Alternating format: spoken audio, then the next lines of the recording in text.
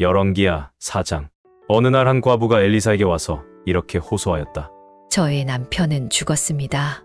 선생님도 아시겠지만 그 사람은 여호와를 잘 섬기는 예언자의 생도였습니다.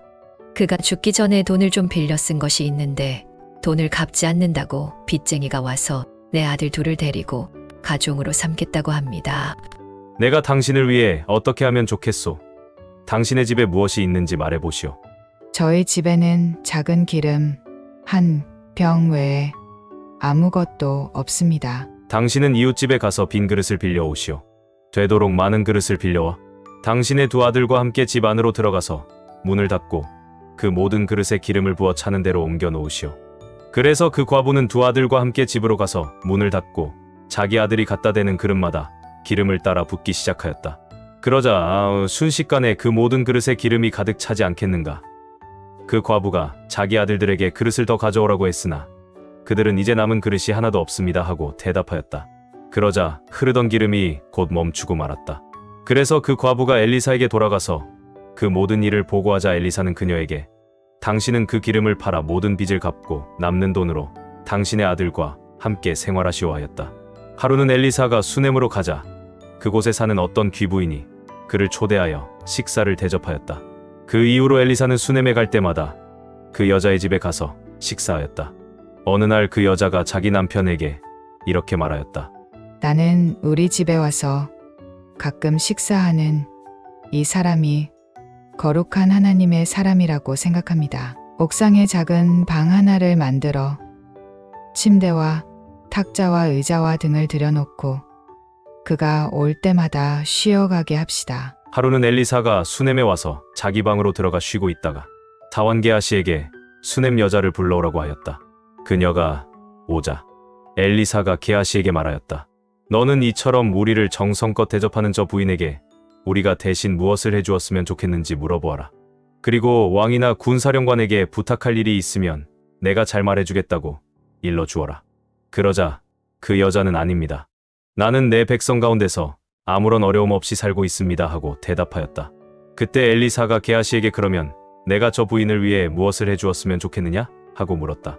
그러자 게하시가 이 부인은 아들이 없고 남편은 늙었습니다 하고 대답하였다. 그러자 엘리사가 그 부인을 불러들여라 하였다. 그 여자가 들어와서 문 앞에 서자 엘리사는 그녀에게 내년 이맘때에 당신은 아들을 품에 안게 될 것입니다 하고 예언하였다. 그러자 그 여자는 아닙니다, 선생님. 저를 놀리지 마십시오 하였다. 그러나 엘리사가 말한 대로 그 여자는 그 이듬해 정말 아들을 낳았다. 그 후로 그 아이는 그럭저럭 자라갔다. 어느 날 그는 밭에서 일꾼들과 함께 추수하는 자기 아버지에게 갔다가 갑자기 아이고 머리야, 아이고 머리야 하고 소리를 질러댔다. 그러자 그의 아버지가 자기 사환에게 아이를 집으로 데려다 주라고 하였다. 그래서 사환은 아이를 그의 어머니에게 데려다 주었는데 그 아이는 정오까지 자기 어머니의 무릎 위에 누워있다가 죽고 말았다. 그 어머니는 아들을 엘리사의 방으로 안고 가서 침대 위에 눕힌 다음 방문을 닫고 나와서 남편을 불러 말하였다. 하인 한 사람과 나귀 한 마리를 준비해 주세요. 내가 급히 하나님의 사람에게 갔다 오겠습니다. 어째서 오늘 가려고 하시오? 오늘은 초하루도 안식일도 아니지 않소. 별일은 아닙니다만 갔다 와야겠습니다. 그러고서 그 여자는 나귀를 타고 자기 사환에게 될 수 있는 대로 급히 몰아라. 내 지시가 있을 때까지 속도를 늦춰서는 안 된다 하였다. 그녀가 갈멜산에 이르자 엘리사는 멀리서 그녀를 보고 자기 사환 게하시에게 말하였다. 보라, 저기 수넴 여자가 오고 있다. 너는 달려가서 무슨 일인지 알아보고 남편과 아이가 잘 있는지 물어보아라. 그 여자는 게하시에게 모두 잘 있다고 말한 다음 산 위에 있는 엘리사에게 가서 그 앞에 엎드려 그의 발을 끌어안았다. 그때 게하시가 그 여자를 밀어내려고 하자 엘리사가 말하였다. 내버려 두어라. 무슨 괴로운 일이 있는 것 같은데 여호와께서는 아직 그 이유를 나에게 말씀해 주시지 않았다. 그러자 그 여자가 엘리사에게 말하였다. 내가 선생님에게 아들을 갖게 해달라고 부탁하였습니까? 오히려 나를 놀리지 말라고 말씀드리지 않았습니까? 이때 엘리사가 게하시를 보고 이렇게 말하였다. 너는 서둘러 내 지팡이를 가지고 가거라. 가다가 아무에게도 인사하지 말며 다른 사람이 인사해도 받지 말고 급히 가서 지팡이를 그 아이 얼굴에 놓아라. 그러나 그 여자가 엘리사에게 내가 여호와의 이름으로 맹세하지만 선생님이 살아계시는 한 나는 선생님을 떠나지 않을 것입니다. 찾아 엘리사는 하는 수 없이 그녀를 따라갔다. 게하시가 앞서가서 엘리사의 지팡이를 그 아이 얼굴에 놓았으나 살아날 기색이 전혀 보이지 않았다. 그래서 그는 엘리사에게 돌아와서 아이가 깨어나지 않습니다 하였다. 엘리사가 도착하여 들어가 보니 아이가 침대 위에 죽어 있었다. 그는 문을 닫고 여호와께 기도한 다음 자기 입과 눈과 손을 그 아이의 입과 눈과 손에 맞대고 엎드렸다. 그러자 그 아이의 몸이 점점 따뜻해지기 시작하였다. 엘리사는 침대에서 내려와 방 안을 이리저리 걸어다니다가 다시 올라가서 그 아이 위에 엎드렸다. 그러자 그 아이는 재채기를 7번 하고 눈을 떴다. 그때 엘리사는 게하시를 불러 그 아이의 어머니를 데려오라고 하였다.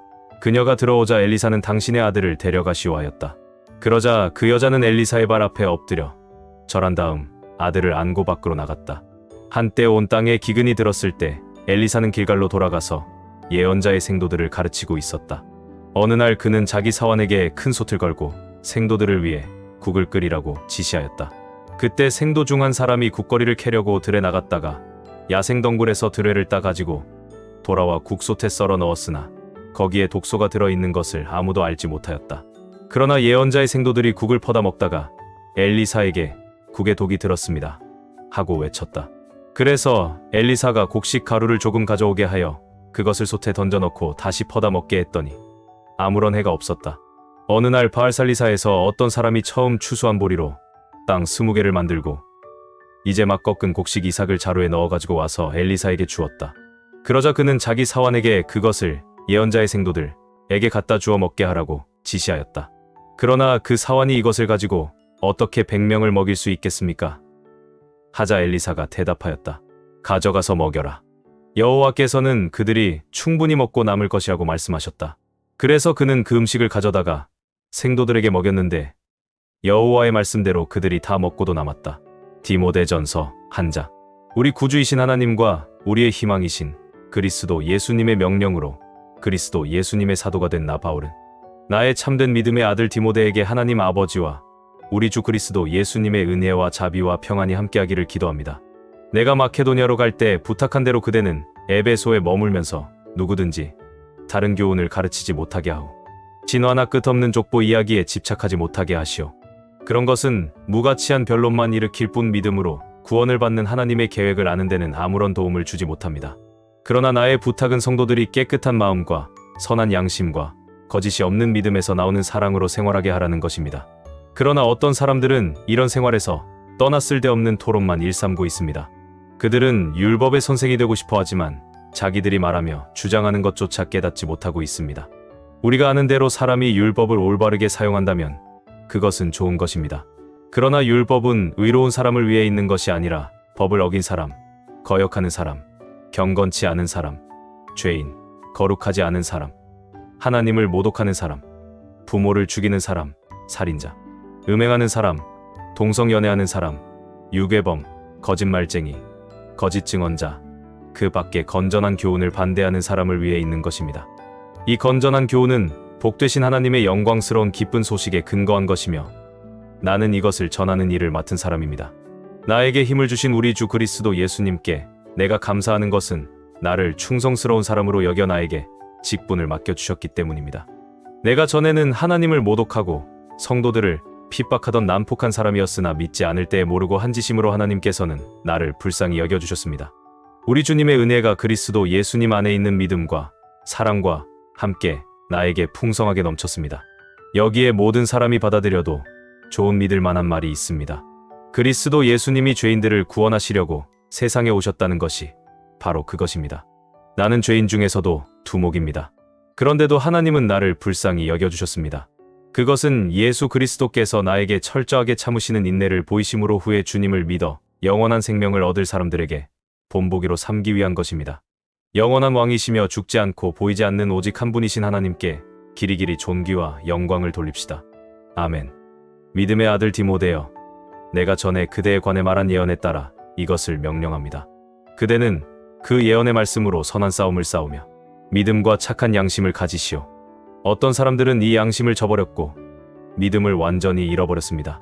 후메네오와 알렉산더가 바로 그런 사람들인데 나는 그들을 사탄에게 넘겨주어 다시는 하나님을 모독하지 못하도록 징계를 받게 했습니다. 다니엘 8장. 벨사사랑 3년에 나 다니엘은 두 번째 환상을 보게 되었다. 그 환상에서 나는 엘람도의 수산성 곁에 있는 을레 강변에 서 있었다. 내가 눈을 들어보니 두 개의 뿔을 가진 수지양 한 마리가 강가에 서 있었다. 그 수지양의 두 뿔은 모두 길었으나 나중에 난 뿔이 먼저 난 뿔보다 더 길었다. 내가 보니 그 수지양이 뿔로 서쪽과 북쪽과 남쪽을 들이받았다. 그러나 그것을 당할 짐승이 없고 그 희생자들을 구출할 자가 없으므로 그것이 제 마음대로 행하며 대단한 위세를 과시하였다. 내가 이것을 생각하고 있을 때 갑자기 수점소 한 마리가 서쪽에서 달려나와 온 땅을 누비며 다녔는데 너무 빨라 그 발이 땅에 닿지 않을 정도였다. 이 수점소는 눈과 눈 사이에 아주 큰 뿔 하나가 있었다. 그것이 내가 강가에서 본 두 뿔의 수지양에게로 무섭게 달려가더니 그 수지양을 맹렬히 공격하여 그 두 뿔을 꺾어버렸다. 수지양은 그것을 대적할 만한 힘이 없어 땅에 쓰러지고 짓밟혔으나 그것을 구해줄 자가 아무도 없었다. 그 수점소는 거만을 피우며 점점 강력해졌으나 그 위세가 절정에 달했을 때 갑자기 그 큰 뿔이 꺾이고 그 자리에 독특하게 생긴 뿔 4개가 하늘 사방으로 뻗어나왔다. 그 중 한 뿔에서 또 작은 뿔 하나가 나와 남쪽과 동쪽과 이스라엘 땅을 향하여 아주 크게 자라더니 그 세력이 하늘의 군대를 공격할 만큼 강해져 그 군대와 별 중에 며칠 땅에 던져 짓밟고 하늘의 군대 사령관을 대적하며 그에게 매일 드리는 제사를 없애고 그의 성전을 헐어버렸다. 백성들이 매일 드리는 제사를 드리지 않으며 범죄하게 되자 진리는 땅에 짓밟혔고 그 뿔은 자기 마음대로 행하며 하는 일마다 성공하였다. 그때 내가 들으니 한 천사가 다른 천사에게 이렇게 물었다. 환상에서 나타난 이 일들이 언제까지 계속될 것이며 범죄하는 일이 매일 드리는 제사를 언제까지 대신할 것인가? 하늘의 군대와 성전이 언제까지 짓밟힐 것인가? 그러자 그 천사는 그런 일은 2300일 동안 계속될 것이며 그 후에야 성전이 복구될 것이다 하고 대답하였다. 나 다니엘이 이 환상을 보고 그 뜻을 알려고 할 때 갑자기 사람 같은 형체가 내 앞에 나타났다. 그때 나는 을레 강변에서 가브리엘아 그 환상의 뜻을 이 사람에게 말해 주어라 하는 음성을 듣게 되었다. 그가 가까이 와서 내 앞에 섰을 때 나는 너무 두려워서 얼굴을 땅에 대고 엎드렸다. 그러자 그가 나에게 사람의 아들아 그 뜻을 깨달아 알아라. 이 환상은 세상의 종말에 관한 것이다 하고 말하였다. 그가 나에게 말하는 동안 나는 의식을 잃은 채 땅에 엎드려 있었으나 그가 나를 어루만지며 일으켜 세우고 이렇게 말하였다. 하나님이 마지막으로 진노하실 때 일어날 일을 너에게 알려주겠다. 이 환상은 역사의 마지막 사건에 관한 것이다. 내가 본 그 수지양의 두 뿔은 메디아와 페르시아의 왕들이고 털이 많은 그 수점소는 그리스를 가리키며 그 수점소의 두 눈 사이에 난 큰 뿔은 그 나라의 첫 번째 왕이다. 그 뿔이 꺾이고 대신 나온 내 뿔은 그 나라에서 일어날 내 나라를 가리킨다. 그 어느 것도 처음 나라보다 강하지 못할 것이다. 그 내 나라가 멸망할 때쯤 되어 많은 사람들이 도덕적으로 타락할 것이며 그때 아주 엄격하고 책략에 능한 왕이 일어날 것이다. 그는 대단히 강력할 것이지만 그 권세는 자기 힘으로 된 것이 아니다. 그가 장차 무자비하게 파괴하고 자기 마음대로 행할 것이며 하는 일마다 성공하여 강한 자들과 거룩한 백성을 멸할 것이다. 그는 기만술에 능하여 속이는 데 성공할 것이며 자신을 대단히 자랑스럽게 여길 것이다. 사람들이 안전하다고 생각하고 있을 때 그가 수많은 사람을 죽이고 만왕의 왕을 대적할 것이나 그는 사람의 손 하나 닿지 않아도 멸망할 것이다. 이미 너에게 설명한 대로 2300일이 지나야 성전이 회복될 것이라는 그 환상은 분명히 이루어질 것이다. 그러나 이것은 먼 훗날의 일이므로 너는 이 비밀을 아무에게도 말하지 말고 혼자 간직하여라. 그러고서 나 다니엘은 실신 상태에 빠져 여러 날을 앓다가 그 후에 일어나 왕이 맡긴 직무를 수행하였다. 그러나 나는 그 환상을 보고 무척 놀랐으며 그 뜻을 이해할 수가 없었다. 시편 116편. 여호와께서 내 기도를 듣고 응답하시니 내가 그를 사랑하게 되는구나. 그가 나에게 귀를 기울이셨으니 내가 평생 기도하리라. 사망의 위험이 나를 두르고 무덤의 공포가 나를 덮쳤으므로 나에게 고통과 슬픔이 가득하였다. 그때 내가 여호와의 이름을 부르며 여호와여 내가 주께 간구합니다. 내 생명을 구하소서 하였다. 여호와는 은혜롭고 의로우시며 우리 하나님은 자비로운 분이시다.